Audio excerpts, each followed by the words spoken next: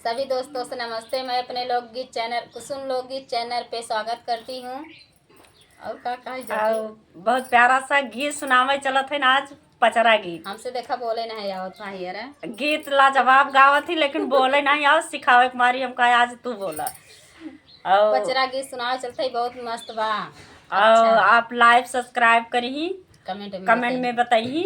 Subscribe न करो हैं तो सब्सक्राइब कर ले, कमेंट में जरूर बताइए गीत कैसा लगी। आइए गीत के सुनाती हूँ। देखिए ट्रेनिंग देते ही बहन भाई यारा बहन भाई यारा दोस्तों ट्रेनिंग में आज बैठी है ना। आप लोग के हाथ जोड़ के विनती बा सपोर्ट जरूर करिए, कमेंट करिए इनके लिए। आइए गीत के सुनाती हूँ। हमारे साए